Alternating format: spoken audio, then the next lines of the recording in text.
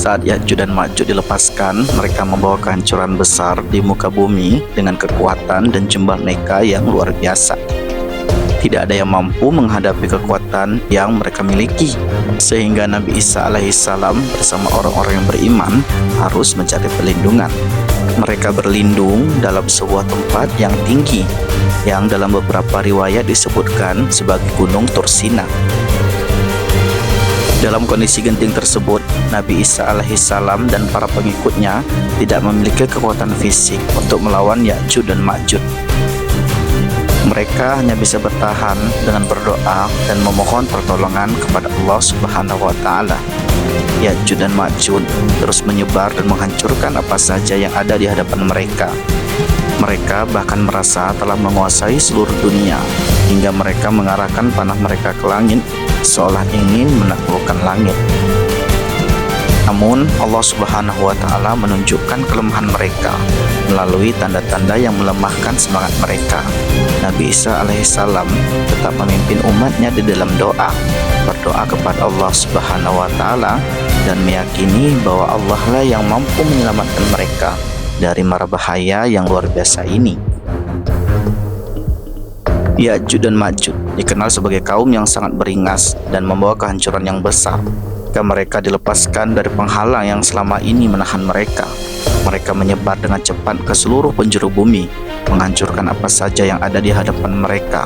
Dalam riwayat disebutkan bahwa mereka akan meminum air dari sungai dan danau besar seperti Danau Tiberias, hingga danau tersebut mengering. Jumlah mereka yang sangat besar membuat mereka bagaikan gelombang yang tak berujung yang menyerbu tanpa henti. Keganasan Ya'juj dan Ma'juj tidak hanya melibatkan kehancuran fisik, tapi juga kerakusan mereka yang luar biasa.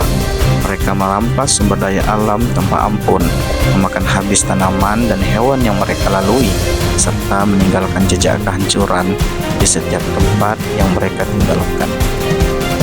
Mereka tidak mengenal belas kasihan atau nilai-nilai kemanusiaan, menjadikan dunia dalam keadaan penuh kekacauan.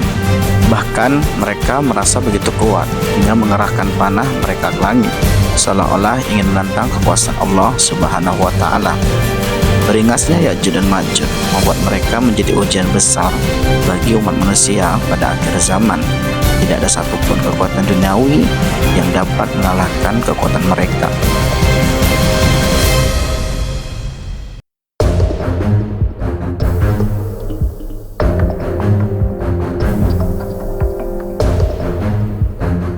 Ketika Ya'juj dan Ma'juj sudah menghabisi semua yang telah ia temui, maka yang tersisa adalah mereka yang memenuhi semua bumi ini. Dan tak kala itu, yang hanya tersisa adalah Nabi Isa dan umat Islam yang saat itu telah bersembunyi di tempat yang tinggi. Dengan doa Nabi Isa alaihissalam, maka Allah Subhanahu wa Ta'ala menurunkan sebab dan musabab agar Ya'juj dan Ma'juj lenyap dari permukaan bumi ini. Allah Subhanahu wa Ta'ala mengirimkan penyakit khusus yang menyerang Ya'juj dan Ma'juj. Penyakit tersebut digambarkan seperti ulat kecil yang menyerang leher mereka. Ulat tersebut jatuh dalam tengkuk-tengkuk mereka dengan perlahan-lahan memakan daging Ya'juj dan Ma'juj hingga membuat mereka mati secara serentak dalam waktu yang sangat singkat. Maka tak kala itu mayat mereka semua bergelimpangan berserakan di muka bumi. Dengan penyakit ini menunjukkan bahwa sebesar apapun kekuatan Ya'juj dan Ma'juj, mereka tidak mampu melawan kehendak Allah Subhanahu wa Ta'ala. Peristiwa ini menjadi bukti nyata bahwa Allah Subhanahu wa Ta'ala amatlah Maha Kuasa atas segala sesuatu yang ada di langit maupun yang ada di bumi. Setelah mereka musnah, jasad Ya'juj dan Ma'juj yang begitu banyak memenuhi bumi, keadaan ini menyebabkan dunia menjadi tidak layak dihuni karena bau busuk dan kerusakan yang ditimbulkan oleh mayat-mayat tersebut. Maka dengan kejadian ini, Nabi Isa alaihissalam lantas berdoa kepada Allah, memohon agar seluruh mayat-mayat dari Ya'juj dan Ma'juj dapat disingkirkan, agar bumi dalam keadaan bersih seperti semula. Maka dengan doa ini Allah Subhanahu wa Ta'ala kemudian mengutus burung-burung besar dengan leher seperti unta untuk mengangkut jasad-jasad mereka. Burung-burung ini membuang bangkai-bangkai tersebut ke suatu tempat yang Allah Subhanahu wa Ta'ala kehendaki, sehingga bumi kembali bersih dari keadaan mereka. Allah Subhanahu wa Ta'ala menyempurnakan proses pembersihan bumi dengan menurunkan hujan yang amat deras.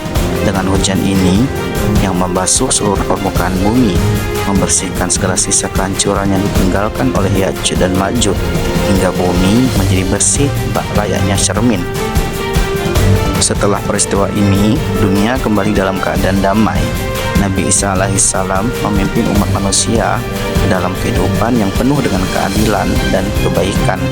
Peristiwa ini mengajarkan bahwa sebesar apapun ancaman dan kejahatan, maka Allah Subhanahu wa Ta'ala selalu memiliki rencana untuk melindungi orang-orang yang beriman dan kehancuran atau kezaliman. Dengan kejadian ini, maka berakhirlah sudah kehidupan Ya'juj dan Ma'juj yang sangat merusak di muka bumi. Dan di video selanjutnya kita akan membahas rentetan peristiwa sebelum kiamat yang pasti akan terjadi.